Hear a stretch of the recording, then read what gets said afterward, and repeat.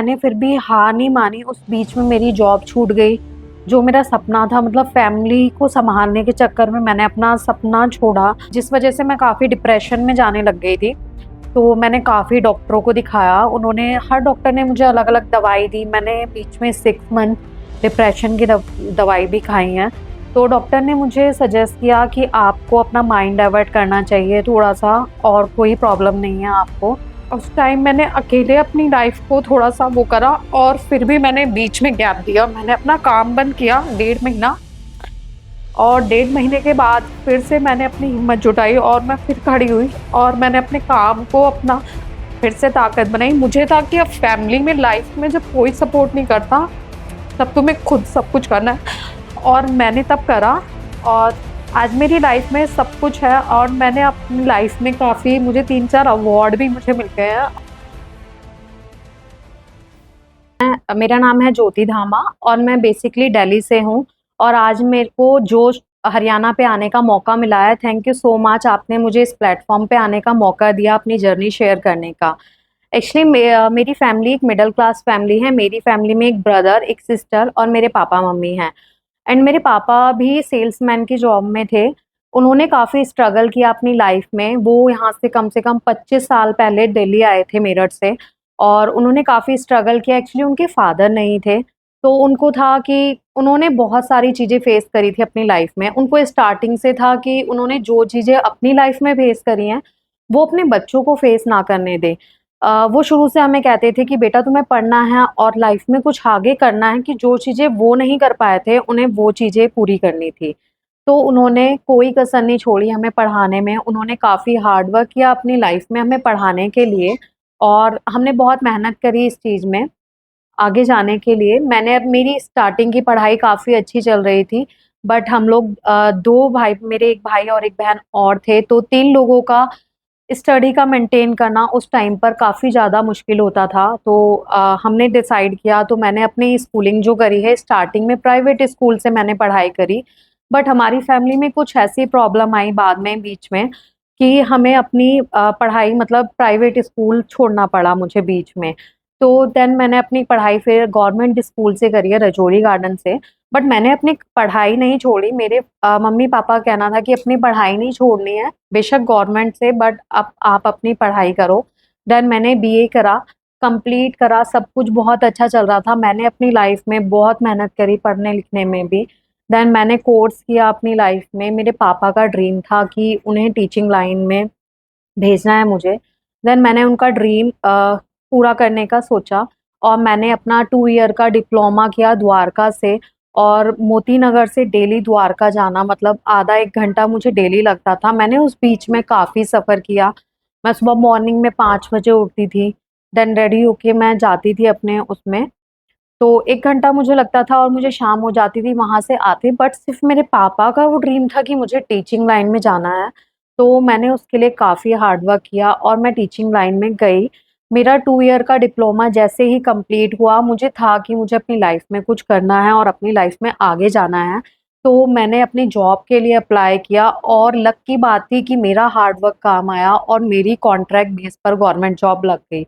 मैंने काफ़ी कम एज में काफ़ी चीज़ें सफ़र करी और काफ़ी हार्ड वर्क किया, जिसके लिए मेरी गवर्नमेंट जॉब लगी। काफ़ी लोगों ने मुझे काफ़ी एप्रिशिएट किया कि मैंने इतनी कम एज में गवर्नमेंट जॉब हासिल कर ली है।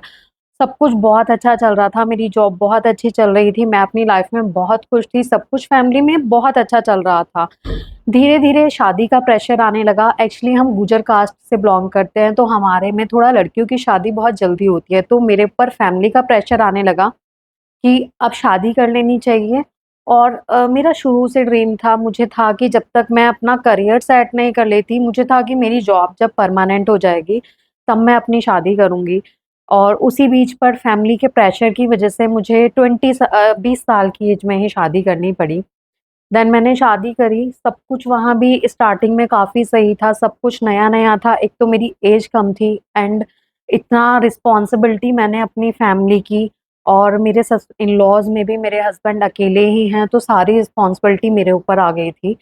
देन चीज़ें बहुत ज़्यादा वो हो गई थी, मैं नहीं, मतलब उन्हें सँभाल पाई थोड़ा-सा उस टाइम पर। बट चीज़ों को सँभालने में थोड़ा-सा टाइम लगता है। मैंने फिर भी हार नहीं मानी, उस बीच में मेरी जॉब छूट गई। जो मेरा सपना था, मतलब फैमिली को सँभालने के चक्कर में मैंने अपना सपना छोड़ा और धीरे-धीरे मैंने फिर स्टार्ट किया। 2 साल निकले, 4 साल निकले, सब कुछ बहुत अच्छा चल रहा था। धीरे-धीरे चीज़ें सेट होने लगी थी। बट जो मेरा ड्रीम था, मैं सैटिस्फाइड नहीं थी अपनी लाइफ़ से। मतलब मेरी जॉब छूट गई थी, मेरे माइंड में हमेशा ये रहता था कि लाइफ़ में कुछ करना है, मेरा ड्रीम मतलब उनकी वज़ह से वो हो गया था। और फिर धीरे-धीरे हमने ट्राई किया, जिस वज़ह से मैं काफ़ी डिप्रेशन में जाने लग गई थी। तो मैंने काफ़ी डॉक्टरों को दिखाया, उन्होंने हर डॉक्टर ने मुझे अलग-अलग दवाई दी। मैंने बीच में 6 मंथ डिप्रेशन की दवाई भी खाई है।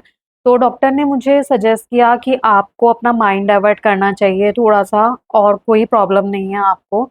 मैंने सोचा कि मैं अपना माइंड डाइवर्ट करने के लिए मतलब रील्स वगैरह कुछ बहुत सी चीज़ें उस टाइम भी फेस करी।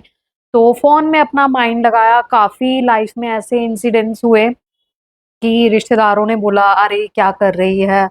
ये ऐसे करती है, इसे तो घर सँभालना नहीं आता, इसे रोटी नहीं बनानी आती।" तो मतलब उस टाइम पर हमने काफ़ी चीज़ें फ़ेस करी उसमें, और फिर भी मैंने हार नहीं मानी। बट ये था कि अंदर ही अंदर बहुत ज़्यादा मुझे ये चीज़ लगती थी कि मैंने अपनी लाइफ़ में मतलब इतना सब कुछ यहाँ तक आकर मतलब सब कुछ खो दिया था एकदम से। तो मैंने अपनी जर्नी स्टार्ट करी, फिर 4 साल पहले मैंने अपनी रील से, जब डॉक्टर्स के कहने पे मैंने अपना माइंड डाइवर्ट करने के लिए सोचा, तो मैंने बेसिकली रील्स वगैरह मैं देख के अपना टाइम पास करती थी और कुछ नहीं करती थी। धीरे-धीरे मैंने अपनी रील्स के उसी से अपना देखा, तो मेरी इनकम भी आनी जनरेट होने लग गई। मुझे आज भी याद है, जब मेरी फर्स्ट इनकम आई थी, तो ₹350 थी, तो मुझे काफ़ी लोगों ने उसके लिए भी टोन्ट किया। मेरे हस्बैंड ने ही इनफैक्ट मुझे बोला कि ₹350 क्या होते हैं, इतने में तो तू कुछ और कर लेगी, मतलब इसके लिए तू इतना मेहनत कर रही है। बट मुझे था कि ₹350 भी उस टाइम बहुत मैटर रखते थे, क्योंकि मैंने अपनी कॉन्ट्रैक्ट बेसिस पे गवर्नमेंट जॉब छोड़ी थी, जिसमें मेरी सैलरी भी 28,000 थी। तो एक 28,000 कमाने वाली लड़की जब अपनी जॉब सब कुछ छोड़ के बैठी थी 5-6 साल, तो मतलब कुछ भी इनकम नहीं थी, कुछ भी अपने खर्चे के लिए भी लोगों पे डिपेंड होना पड़ता था, कि कभी हस्बैंड के सामने हाथ फैलाना पड़ रहा है, कभी कुछ करना पड़ रहा है। तो फिर उन्होंने उस टाइम मैंने अपना जॉब नहीं छोड़ी, मैंने अपना काम किया, मैंने कहा कि मैं करूँगी। लोगों ने मुझे बहुत ताने दिए, मैं नाम तो नहीं लूँगी, बट रिश्तेदारों ने बोला, "अरे! तेरी बहू ऐसे करती है, तेरी वाइफ़ तो जीन्स पहनती है, रील्स बनाती है, वो डांस करती है।" मतलब मुझे बहुत ज़्यादा डिमोटिवेट किया, मेरे हस्बैंड, मेरे इन-लॉज़ को भी काफ़ी सारी चीज़ें बोली, जो चीज़ें मुझ तक भी आई, और हमारी फैमिली में भी काफ़ी चीज़ें फिर उस टाइम पर क्रिएट हुई, काफ़ी चीज़ें खराब हो गई हमारी फैमिली में भी। उस टाइम मेरी मैरिड लाइफ में भी काफ़ी चीज़ें उस टाइम पर खराब हुई। बीच में मैंने पर छोड़ दिया, फिर भी मेरे मन में आता था कि मुझे लाइफ में कुछ करना है। मतलब मुझे ऐसे तो घर पर नहीं बैठना, मतलब वही डेली एक लाइफ कि अपने लिए कुछ ना करना, वो बात डेली मन में आती थी। फिर भी मैंने स्टार्ट किया रील्स का काम, धीरे-धीरे मेरा काम स्टार्ट हुआ, मुझे ब्रांड प्रमोशन मिलने लग गए। तो भी हमारी फैमिली में काफ़ी लोगों ने, मुझे किसी ने भी उस टाइम पर सपोर्ट नहीं किया, इनफैक्ट मेरे इन-लॉज़ में भी नहीं। तो धीरे-धीरे मेरी वहाँ से मैंने अपनी जर्नी स्टार्ट करी। मैंने अपना काम करने के लिए रात-दिन मेहनत करी। मैं रात को भी 2-2 बजे तक अपनी वीडियो क्लिप्स वगैरह एडिट करती थी। इतनी बड़े प्लेटफ़ॉर्म पे तो मैं आज नहीं हूँ, बट जितना भी हूँ बहुत अच्छा है मेरे लिए। मैंने काफ़ी स्ट्रगल किया और काफ़ी मेहनत करी, और लोग मुझे बोलते थे कि अरे! ये ऐसे करती है, और आज वही लोग हैं जो मुझे बोलते हैं कि हमें भी ये काम सिखा दे, जिन्होंने मतलब मुझे कॉपी कर रहे हैं कि हम डिजिटल क्रिएटर हैं और ये सब। तो वही उसके बाद मैंने अपनी जर्नी, फिर भी मैंने हार नहीं माँगी। रिसेंटली भी अभी मेरी लाइफ़ में इतने सारे इंसिडेंट्स हुए हैं कि मतलब उन इंसिडेंट से मुझे ताकत मिली है कि मुझे लाइफ़ में कुछ करना है। और अभी 3 मंथ पहले कुछ ऐसा हुआ लाइफ़ में कि बिल्कुल ही जैसा लगता है कि सब कुछ हो गया, किसी ने सपोर्ट नहीं करा। उस टाइम मैंने अकेले अपनी लाइफ़ को थोड़ा-सा वो करा, और फिर भी मैंने बीच में गैप दिया। मैंने अपना काम बंद किया 1.5 महीना, और 1.5 महीने के बाद फिर से मैंने अपनी हिम्मत जुटाई और मैं फिर खड़ी हुई, और मैंने अपने काम को अपना फिर से ताकत बनाई। मुझे था कि अब फैमिली में, लाइफ़ में जब कोई सपोर्ट नहीं करता, तब तुम्हें खुद सब कुछ करना है, और मैंने तब करा, और आज मेरी लाइफ में सब कुछ है, और मैंने अपनी लाइफ में काफ़ी, मुझे 3-4 अवार्ड भी मुझे मिल गए हैं, और अब थोड़ी-सी चीज़ें सेटल हुई हैं, पर अब ये है कि मुझे अपनी लाइफ और भी आगे करनी है। अभी स्ट्रगल, इतने टाइम से मैं स्ट्रगल कर रही हूँ, 10 साल से, और अभी भी स्ट्रगल का ही फेस चल रहा है। बट ये है कि अभी मुझे आगे और स्ट्रगल करनी है अपनी लाइफ में, और काफी आगे तक जाना है मुझे अपनी लाइफ में। मैं एक चीज बोलना चाहूंगी कि जिन लोगों ने मतलब मुझे डीमोटिवेट किया, रिश्तेदारों ने, मैं उनको थैंक यू कहना चाहती हूँ कि शायद उन्होंने मुझे डीमोटिवेट किया, शायद तभी आज मैं मोटिवेट होकर इस मुकाम पर आई हूँ कि अपनी लाइफ में थोड़ा सा अपना करियर मैंने बिल्ड करा है। जो मैंने अपनी गवर्नमेंट जॉब छोड़ी थी, वो मेरा ड्रीम था, पर आज के टाइम पे मेरा ड्रीम यही है कि मैं क्रिएटर हूँ और मुझे इसी लाइन में अब आगे जाना है। और जितना भी मैंने नाम कमाया, आगे मुझे और इसी लाइन में का नाम कमाना है। थैंक यू सो मच जोश हरियाणा कि आपने मुझे इस प्लेटफॉर्म पे आने का मौका दिया, और आपकी वजह से मैं आप लोगों को अपनी स्टोरी बता पाई हूँ, ताकि लोगों को मोटिवेशन मिले। और जो लड़कियां और औरतें अपने घर में मतलब रहती हैं कि उन्हें लगता है कि उनकी लाइफ में कुछ नहीं बचा आप शादी के बाद, प्लीज अपनी लाइफ थोड़ा सा अपने लिए सोचो, और जब तक आप अपने लिए स्टैंड नहीं लोगे, कोई आपके लिए स्टैंड नहीं लेगा। तो अपने लिए stand low. Thank you so much.